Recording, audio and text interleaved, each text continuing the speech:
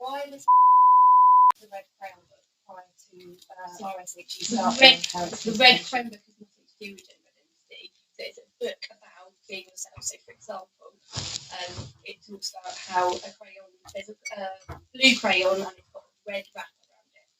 And it colours in and it colours in blue.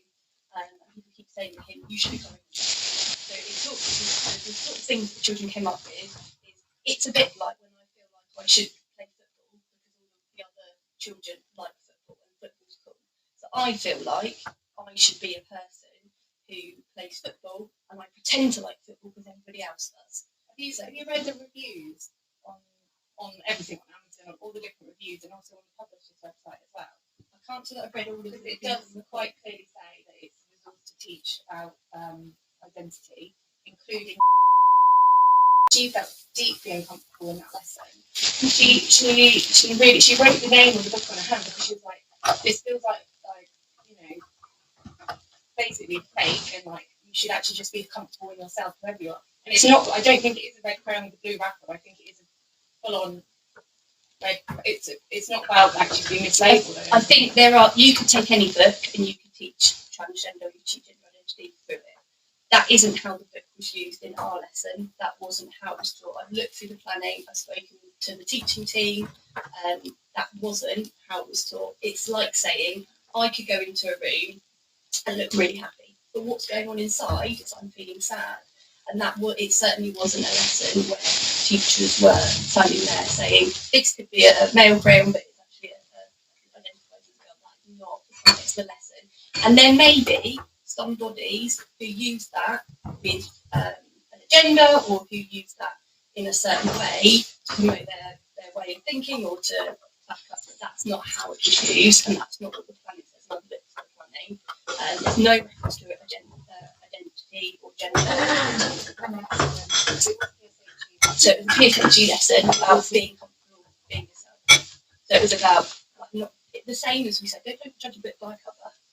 Okay, just because somebody's a boy doesn't mean they like football. Just because someone's a girl. So it is about girls and boys. It's not about girls and boys, but you can think say it that. is. I think it's about difference as well, and recognising that everybody is different in all sorts of different ways. Hair colour is different, eye colour is different. And as a school, we are passionate in making children aware everybody is different.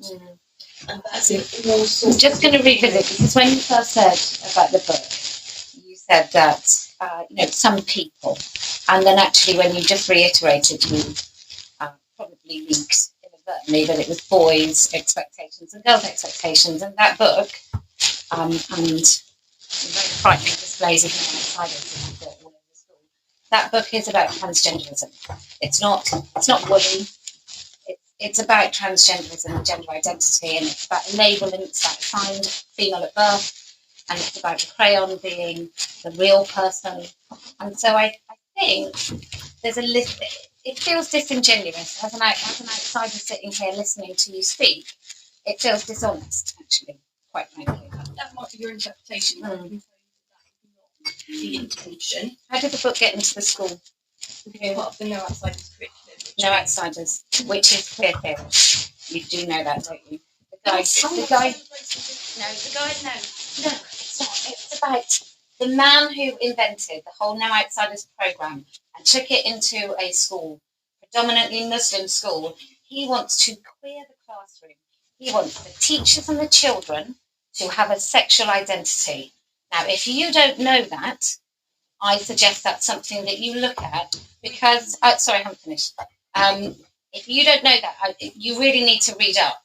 It's a really, really dangerous syllabus, the No Outsiders syllabus. And I'm sure you must have heard criticisms. We have done a lot of training on No Outsiders. So as a school, we've done training on No Outsiders, and we have researched and looked at it, and that's certainly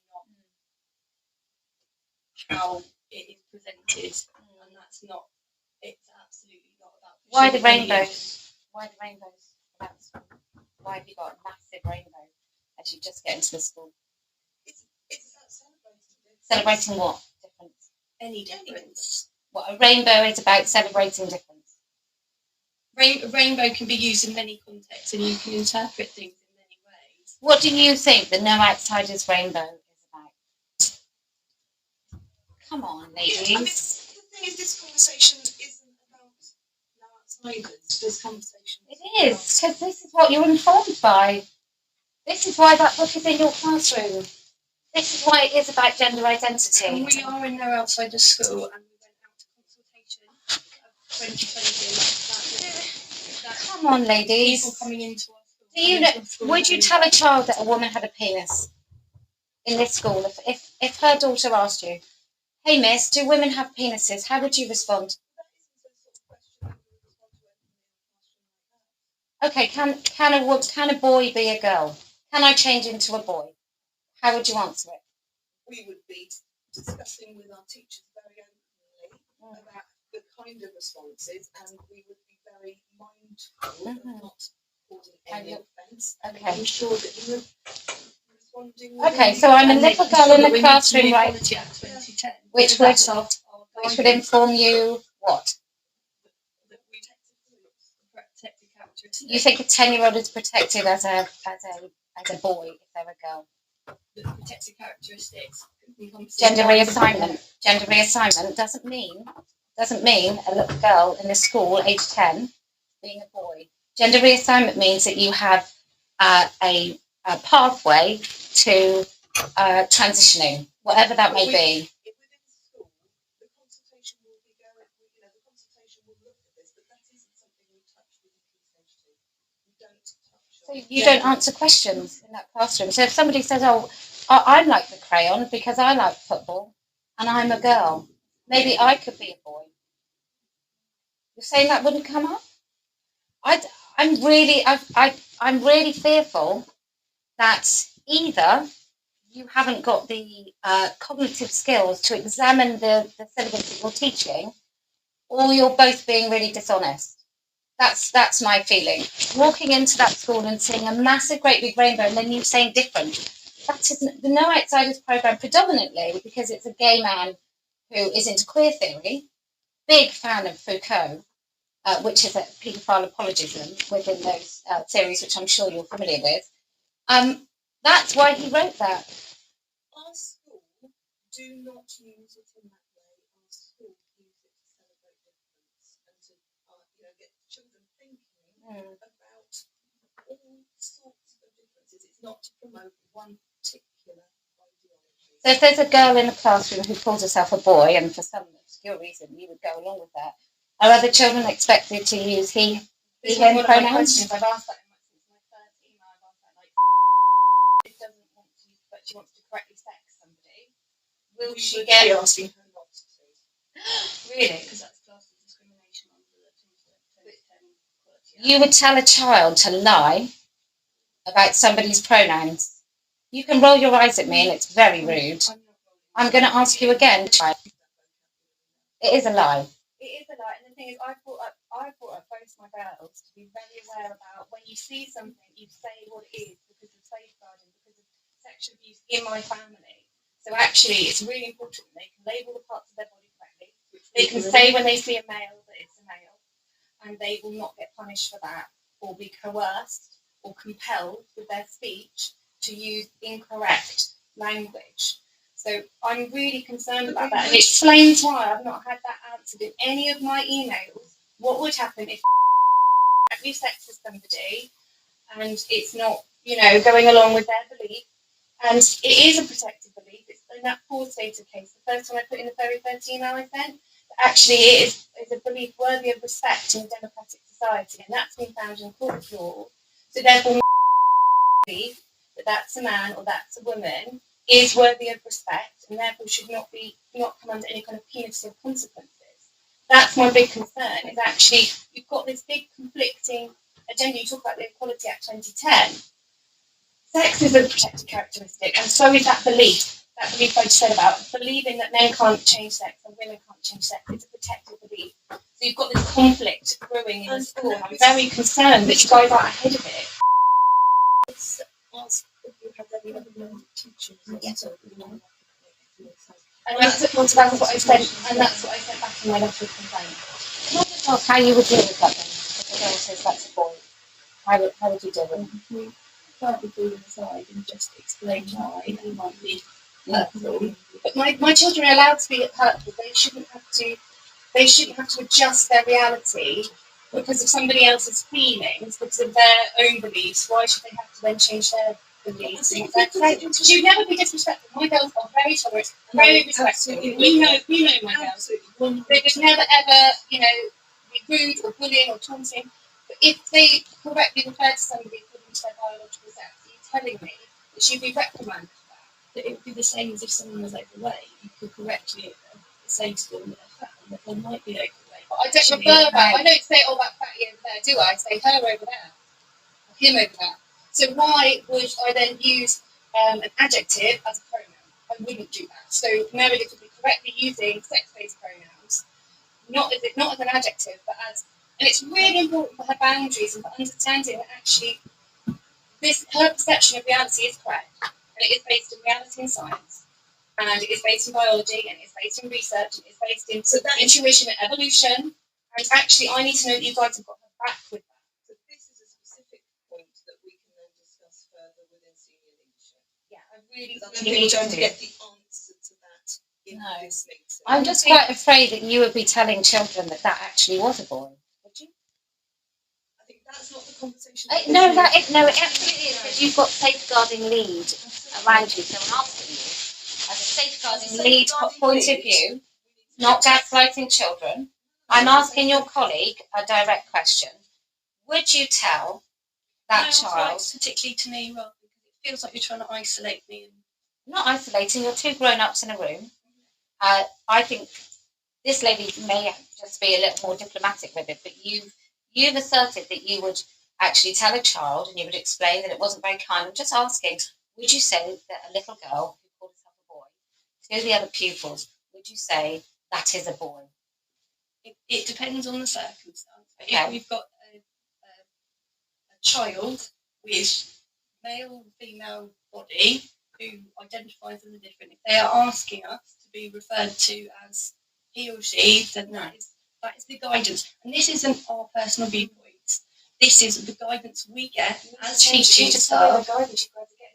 This is the DFE, the Quality Act, and the law. Do you not go home at night and just think that you are being forced to lie to children? Does that not concern you both? No, because I think we have different viewpoints, and we need to accept that in this room there are different viewpoints, and it's about how we move forward with that. But once you endorse a child, say 7, 8 years old, as trans, they are then on a pathway that's very difficult to get off, because that would be called a social transition.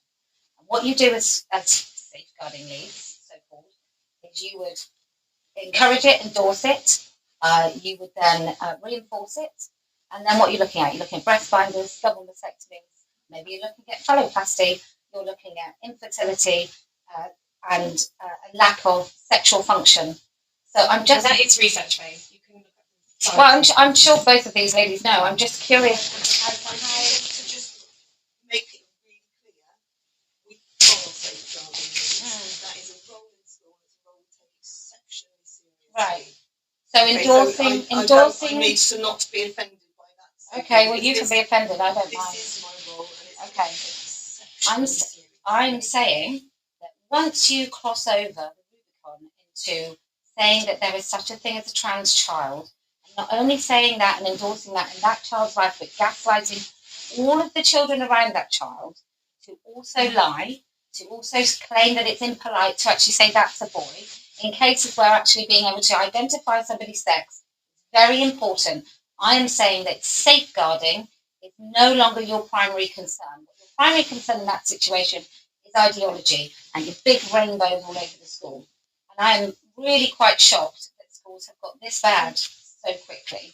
I think we just need to come back to the fact that this isn't a decision that we have made. We are following the statutory guidance. We are doing the national training. This is not us trying to push any agenda or ideology. It feels like you are, because you just said that you would correct my...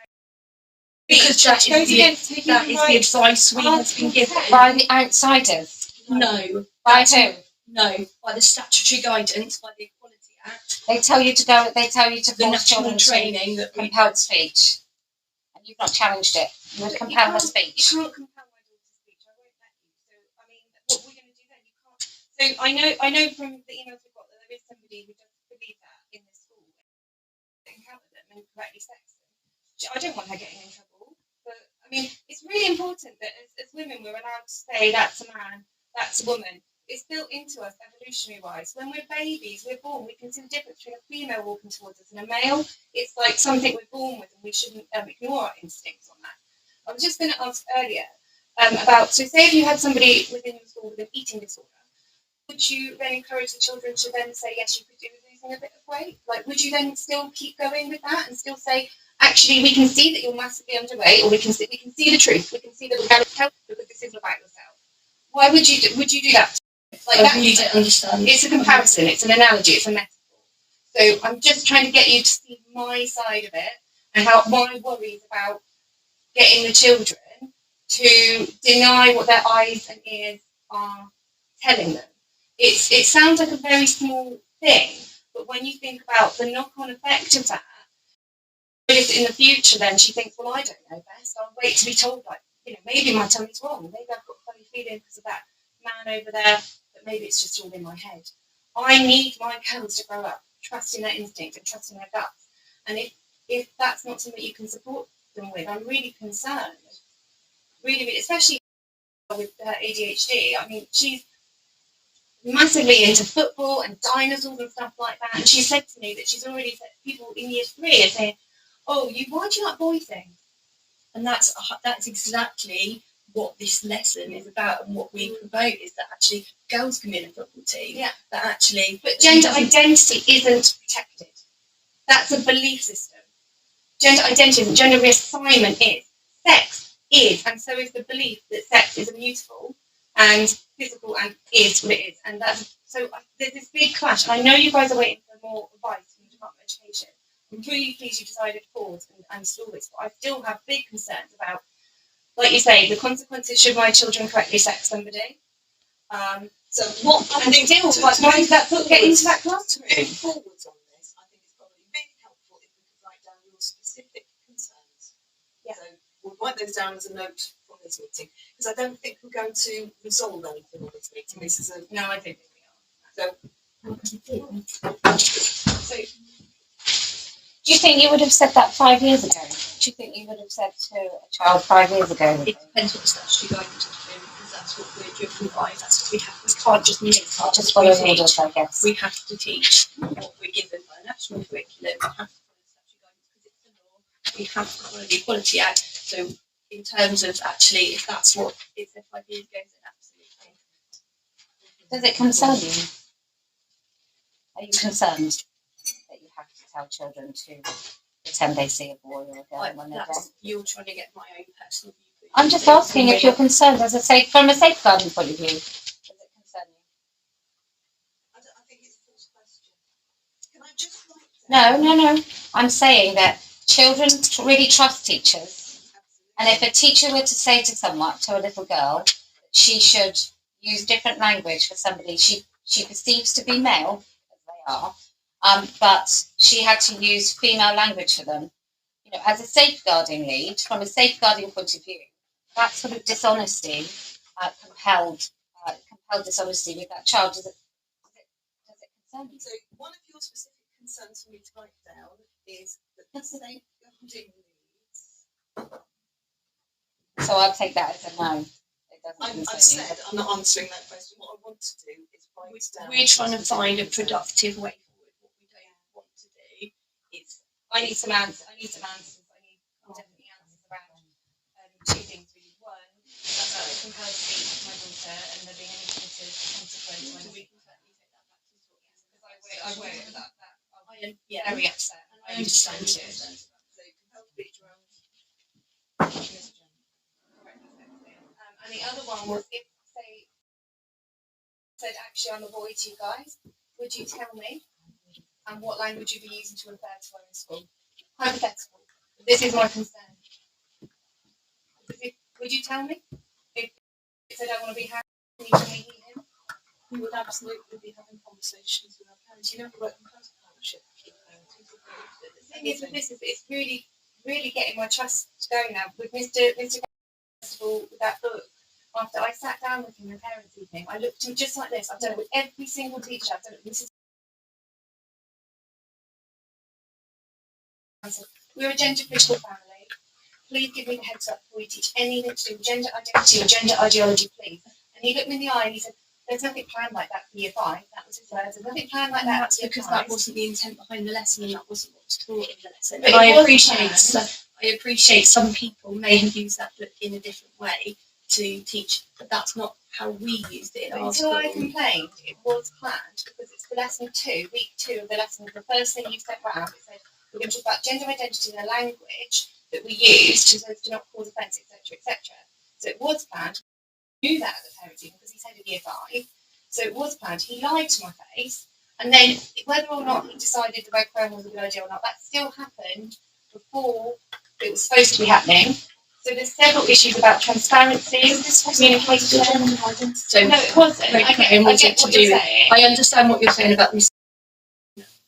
I completely take your point on that, where you said it's all this year, and he may not have known the ins and outs of the RSHE curriculum, and But you should have said, I'll go and check. yeah, Didn't I you? get Said that. he assured me that that's not going to be taught in year 5. Then I can completely take that point on board, and I can have a conversation with him, because actually I think there's a point there around improving communication to make sure we're getting that through the right to, and I think that is absolutely a valid point that we can look at, and I can chat to. So I've got 2 points to take forward. I know you're feeling very uncomfortable and unhappy, but as 2 things to take out of this meeting, it would be those 2 points. Yeah. Just make sure that whatever your system you're using, whatever body of work curriculum you're using, just make sure you've thought about actually where does it come from, what is it sitting in front of, and what's the alternative. There's loads of resources I've sent you. Transgender Trend, Safe Schools Alliance. But they're not, because we reviewed them together, and they're not teaching schools materials that we can use as a teaching resource. There might be guidance, but they're not teaching resources or a curriculum. There might be websites that have viewpoints or PDFs, but they aren't teaching resources, because we did take the time to sit down and review it. I don't want you to think that we aren't taking it seriously. We are, and we have spent hours and hours and hours sat down looking at things, taking your point, looking through resources. You said we really are taking this seriously, and I know it's incredibly challenging as a parent when your viewpoint isn't being reflected in the school curriculum. I want a balance. I mean, I know that my friend probably wouldn't want to compromise, but if you just taught it as a balance, some people believe this, but people who believe in science, and I'm a psychologist, you know, I get this stuff, I've studied this stuff, and actually this is what I believe after looking at the research, and something that I could probably begrudgingly deal with, but to teach it as it's fact, as if there's no question, as there's no debate, is really scary. So, just so I can get this down as well, a compromise point from your point of view would be to include books for some people. No, I wouldn't want to be the adult. I don't want it to be the adult. I want it to be that actually this is scientific fact, this is biology. And, you know, some people believe that, you know, gay people shouldn't get married. Some people believe that that's a sin or that's wrong and blah, blah, blah. And teach it like that, just teach it all the different weird beliefs. I don't understand why. Also, I don't actually understand why year 5s need to be knowing any of that anyway.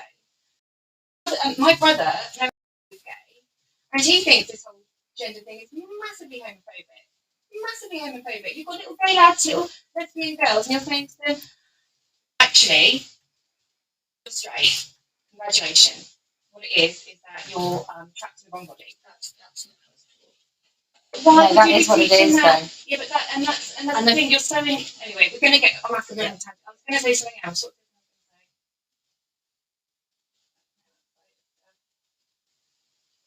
I want it to be very, very clear in whatever teaching you're doing that it's gender reassignment is protected and sex is. There's so many times in your policy that you use the word gender when you mean sex. It also says in your anti-bullying policy, I think, that you're going to teach all the kids to be respectful to others, no matter what their gender.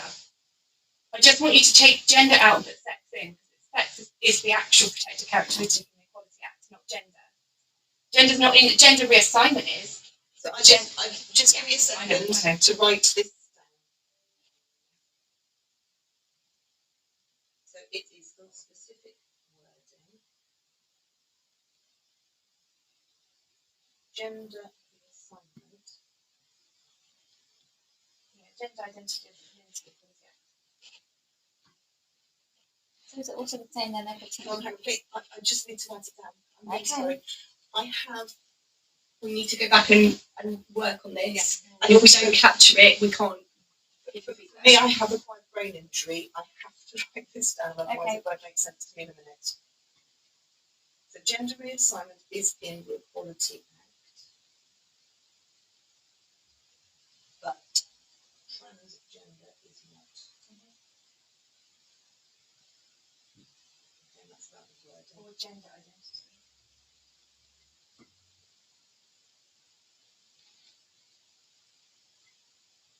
But sex is.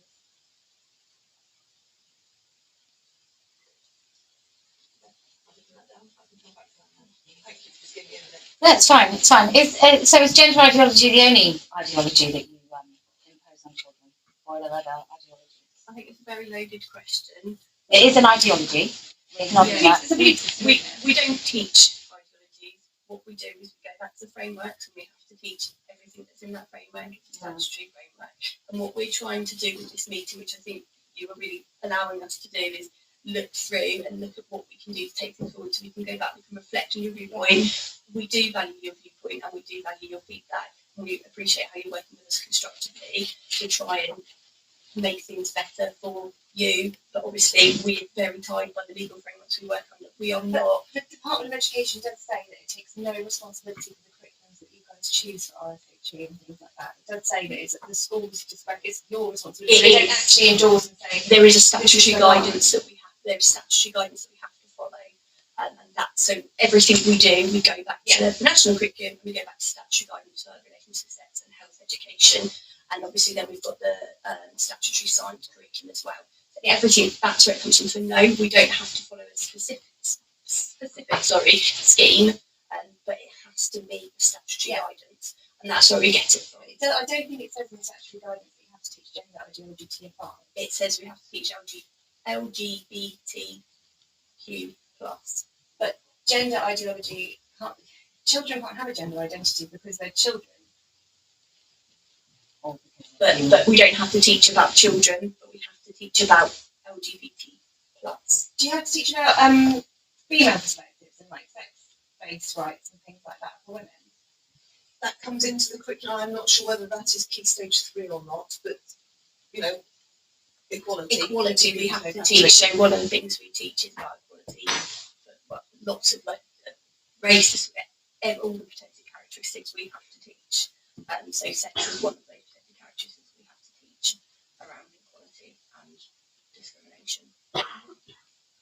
So when you're talking about you're going to have to teach around sex and discrimination, if a protected belief is that people can't change sex, that's been found in that medical state case, then that would fall under sex-based rights as females to hold that belief. So therefore, if you're going to then punish or talk to her or correct her language or however you guys want to phrase it, then surely that's you guys discriminating against her based on sex. There are a whole wide range of beliefs, and the guidance, the statutory guidance that we referred to, talks about that we have to protect the protected characteristics, and if beliefs discriminate against protected characteristics, then we need to. Gender identity isn't a protected characteristic. It falls into the guidance, falls into, I can't remember the exact wording, but we've spent a lot of time looking at this, and that gender reassignment, the gender identity falls under the gender reassignment, and a lot of time researching legalities around it. That's not a belief.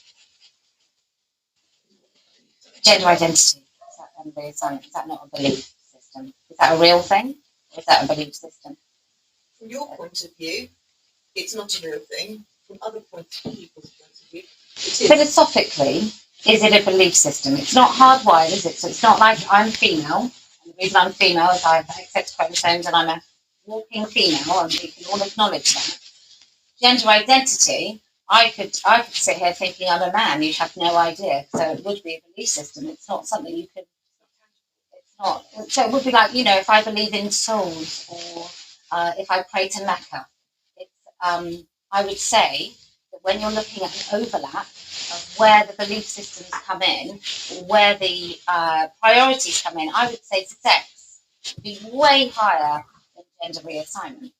So somebody's sex-based rights is way higher than somebody's gender identity, gender reassignment, or whatever no outsiders might ask you to call it. That's something we can look into further if that's how you can. Like a girl's right to be in something who calls them to be in the girls' changing rooms. You don't. Where do the They children have to come in their period. Okay. So is he allowed to make what about girls' toilets? We have individual cubicles, private individual They got sinks in them. cubicles just outside. Okay, so a little girl starts her period at school. Where's she washing her hands? We would be supporting that appropriately. So you don't have any female-only toilets in this school? When did they Because we have go? individual cubicles, Why? because that's what we've chosen to do. Why? Part of the reason is that it's an open space, because actually when children go out of lessons to go to the toilet, we were finding that sometimes children were chatting in the toilets, and actually by moving that space back and making an open space, encourages the children to go to the toilet, use the toilet, and come back to the class. So just a lack of discipline. How are we going to move this forward? Yeah, I So think- we're on to this. Well, I just look. I'm just curious. If I sent my child here, if I sent my little girl here who started her periods at 9, and she had to kind of be a special case because you don't actually have a private space for girls who start their periods, which I don't know if you remember, ladies, but it's pretty embarrassing. And then you've got no female-only space. Where? Come on, you must know. I just find it so dishonest. You guys must know how it felt as girls. And the spaces that we have are appropriate. They have some. So you prefer a gender-neutral toilet than a female toilet? Like say you went to a pub. About my preferences. No, we're talking about children. When we did put forward the overnight in the call, with that, if, for example, you had a boy you thought was a girl, would you be in season with a girl? We would be dealing with that very carefully, and I won't go into hypotheticals because we would be doing that. This is all On the stuff an you guys need to be thinking individual- when you're doing this, like safeguarding reviews of the policies and stuff. Please consider that. We Please think absolutely about how do. you're going to balance the rights of We girls absolutely do. compared to the beliefs of men. We absolutely do. That is part. Why wouldn't you just say no? Why wouldn't that just be no?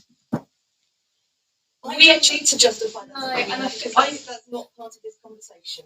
I'm just asking. I If feel I'm like we're asking really you if you would trying- put a boy in a Really girl's trying to move things space, forward, and I feel why like would we're you being just really not say respectful. no? Would you let girls just smoke in the toilet? We're not going to.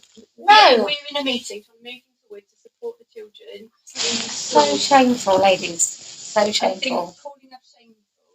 is I not said it's productive. shameful. I didn't say you're shameful. I said it's shameful. Can I just say, we really value working with our parents. We really value working in partnership. We don't want to be argumentative. We don't want to be putting up barriers. We want productive meetings. So I think I've got some points that we I'm just really, I'm really heartbroken, really, that the red bloody crayon thing, whatever happened with that, I'm really, really upset that got into the classroom and my daughter was exposed to that prior to anything being consulted with. I'm really disappointed about that. I'm really disappointed about the fact that he is head of year 5 and he should have made me aware that he didn't know the whole curriculum when I met my parents evening. And that was several weeks into the term. It wasn't right at the beginning when he just started. So I would have assumed that by then, a competent head of year 5 would have reviewed the curriculum and would have then done what he said he would do, which is give me the heads up to let me have this as a much less formal, much more relaxed conversation, instead of just having that email from yourself that says, "Oh, we're going to do this month." And I completely take that point on Yeah. board, and I think that's something that certainly we can be taking back to I think that's a very valid Yeah. point that we can look at. And I'm more than happy for girls to learn about, like I put in my email, different relationships, different family dynamics, gay, lesbian, that kind of thing. The TQ, I cannot let them be exposed to that. So I'm going to, if you guys pursue this, I'm going to have to pursue it too. But I just need to know that the girls are not going to be exposed to any of this ideology stuff. I can't have it. It's not true. It's not scientific. And the kids that believe this are being abused. There's no way you can have a child that's born in the wrong body. The body is yours, and that's my belief. And that's the belief of many prominent scientists and philosophers and everyday people. And I really wish you guys get the right or better guidance. And I can't wait for Richie to pull his finger out and give it to you, because I know that that's supposed to be coming down the line. But yeah, I would like to answer those questions. I'd like a response to my complaint. Yeah. Because it should have, I'm assuming it's gone to the governors by now. I asked it for it to be given to the governors. Certainly the chair was made aware of Trustees, it. yeah. So we were at trustees and it was raised at trustees that there was a complaint. So they are aware there's a complaint. So